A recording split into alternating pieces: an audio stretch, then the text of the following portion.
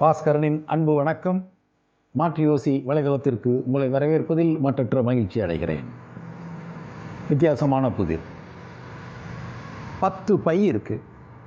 ஒவ்வொரு பையிலையும் தங்க நாணயங்கள் இருக்கு. 100 தங்க நாணயங்கள் இருக்கு. இதில் ஒவ்வொரு நாணயத்தினுடைய எடையும் 10 கிராம்.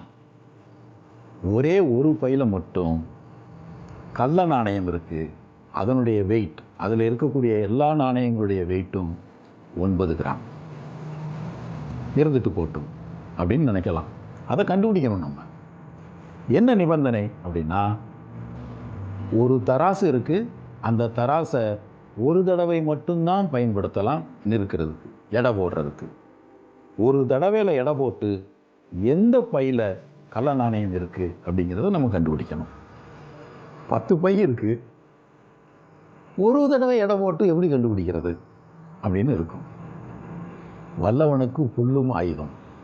புத்திசாலியாக இருந்தான்னா அதையும் சாதிக்க முடியும்.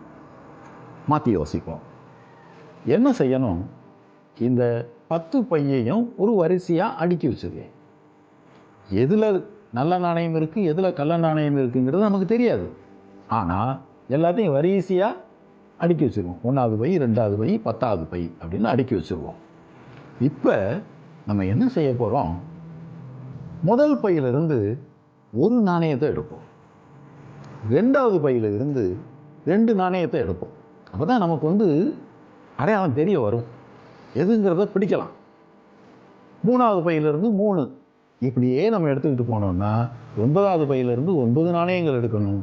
10வது பையிலிருந்து 10 நாணயங்கள் எடுக்கணும்.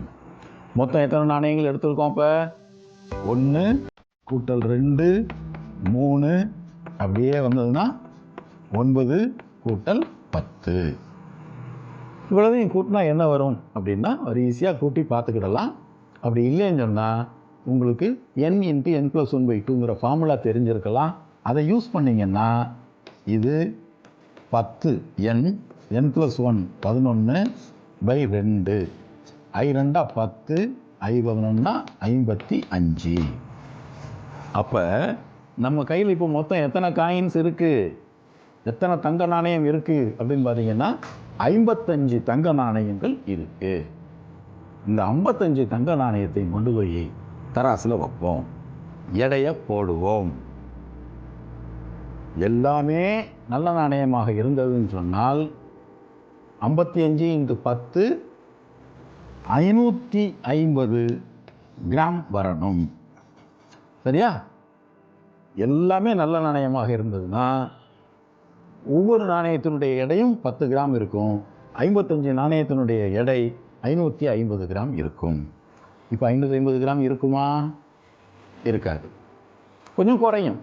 ஏன்னா ஏதோ ஒரு பையில் கள்ள நாணயம் இருக்குது, அதனால் 550 இருக்காது. சரி, எவ்வளவு குறையலாம்? முதல் பையில் கள்ள நாணயம் இருக்குது அப்படின்னு சொல்லி சொன்னால் இந்த வெயிட் எவ்வளோ இருக்கும்? மீதி எல்லாம் நல்ல நாணயம் 10 கிராம் இருக்கும். இந்த 1 மட்டும் 1 கிராம் குறையும். அப்போ 549 கிராம் இருக்கும். அதனால் எத்தனை கிராம் குறையுதுன்னு பார்த்தோம்னா 5 கிராம் குறையுது அப்படின்னு சொல்லி சொன்னால் எந்த பையில் கள்ள நாணயம் இருக்குது? 5வது பையில் கள்ள நாணயம் இருக்குது.